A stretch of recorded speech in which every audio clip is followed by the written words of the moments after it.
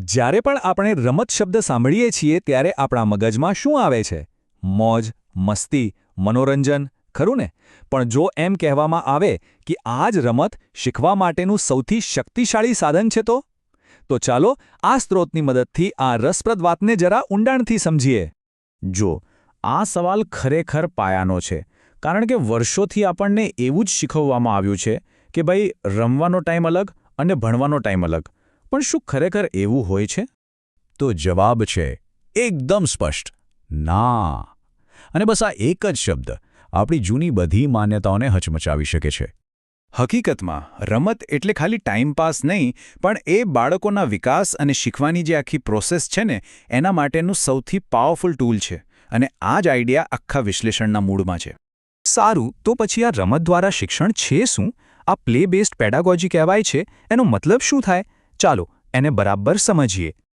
એકદમ સાદા શબ્દોમાં કહીએ તો આ એવી મેથડ છે જેમાં ક્લાસરૂમ નહીં, પણ એક લેબોરેટરી બની જાય છે. અને રમકડા એ જ એમની ચોપડીઓ છે. અહીંયા બાળકો બસ રમતા રમતા એકદમ નેચરલી બધું શીખી જાય છે. અને હા, એક વાત અહીં સમજવી બહુ જરૂરી છે. આ કોઈ પણ જાતની મસ્તી કે ટાઈમપાસ નથી. અહીંયા દરેક એક્ટિવિટી પાછળ એક ચોક્કસ ગોલ છે. જેમ કે બાળકની વિચારવાની શક્તિને તેજ કરવી, એમની ભાષાને વધારે સારી બનાવવી, બીજાઓ સાથે કેવી રીતે હળીમળીને રહેવું એ શીખવવું. અને હા, કોઈ પણ પ્રોબ્લેમ આવે તો એનો ઉકેલ જાતે કેવી રીતે શોધવો એના માટે એમને તૈયાર કરવા. તો સવાલ એ છે કે આ શીખવાની પ્રોસેસ ખરેખર દેખાય કેવી રીતે? તો એ દેખાય છે જુદી જુદી ગેમ્સમાં. ક્યારેક કોઈ રોલ પ્લેમાં, ક્યારેક પાણી અને માટી સાથેના નાના નાના એક્સપેરિમેન્ટ્સમાં, ક્યારેક વાર્તાઓ સાંભળવામાં અને કહેવામાં, તો ક્યારેક બ્લોક્સથી મોટા મોટા ટાવર બનાવવામાં કે પછી મનગમતા ડ્રોઈંગ કરવામાં. સાચું કહીએ તો આ બધું જ ભણતર છે. ઓકે, આ મેથડ સાંભળવામાં તો બહુ મસ્ત લાગે છે, પણ એનાથી બાળકોને ખરેખર શું ફાયદો થાય? ચાલો એના જે મેઇન બેનિફિટ્સ છે એના પર એક નજર કરીએ.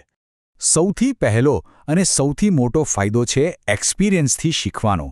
મતલબ કે કરીને શીખવું. વિચારો, ગ્રેવિટી વિશે કોઈ ચેપ્ટર વાંચવું એ અલગ વાત છે, અને સફરજનને ઝાડ પરથી નીચે પડતા જોવું એ એકદમ અલગ અનુભવ છે. જ્યારે કોઈ પણ વસ્તુનો અનુભવ જાતે થાય ને, તો એ મગજમાં હંમેશ માટે છપાઈ જાય છે. બીજો બહુ જ ઇમ્પોર્ટન્ટ ફાયદો છે સોશિયલ ડેવલપમેન્ટ.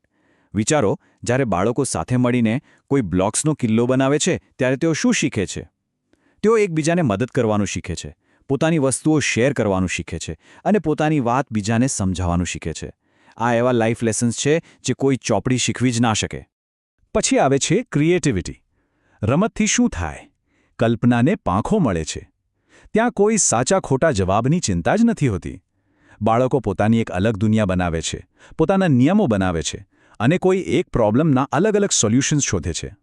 આનાથી એમની ક્રિએટિવિટીને ખીલવા માટે એકદમ ખુલ્લું મેદાન મળે છે. અને હા, લેંગ્વેજ ડેવલપમેન્ટને તો ભૂલાય જ નહીં. આ બધી એક્ટિવિટીઝથી ભાષાનો વિકાસ પણ જબરદસ્ત થાય છે. જેમ કે કોઈ બાળક જ્યારે ડૉક્ટર બનવાનું નાટક કરે તો એ કેવા નવા નવા શબ્દો વાપરે છે. જ્યારે એ કોઈ વાર્તા સાંભળે તો એને સેન્ટેન્સ કેવી રીતે બનાવવું એ સમજાય છે. આ રીતે ભાષા એમના માટે જીવંત બની જાય છે.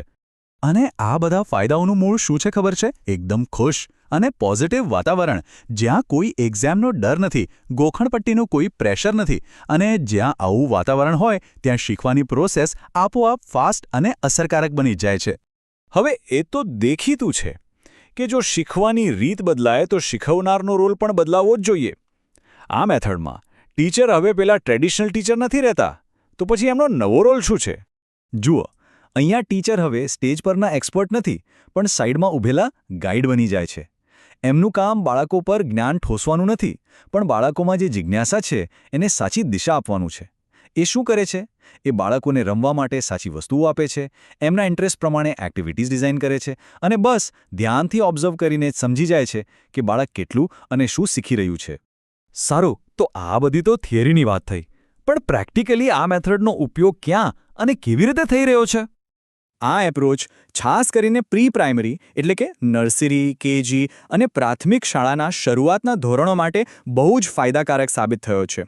અને એટલું જ નહીં, ભારતની જે નવી એજ્યુકેશન પોલિસી છે એટલે કે NEP, એ પણ હવે ફાઉન્ડેશનલ લર્નિંગ માટે આ જ પદ્ધતિ પર ભાર મૂકી રહી છે.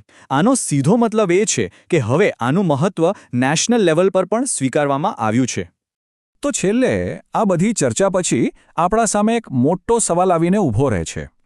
જો રમત ખરેખર શીખવા અને વિકાસ માટે આટલી બધી જ જરૂરી છે, તો આપણે બધા સાથે મળીને આપણી શાળાઓમાં, આપણા ઘરોમાં અને આપણા સમાજમાં રમતને એનું જે સાચું સ્થાન અને મહત્ત્વ છે એ પાછું કેવી રીતે અપાવી શકીએ? આ એક વિચારવા જેવો સવાલ છે, ખરું ને?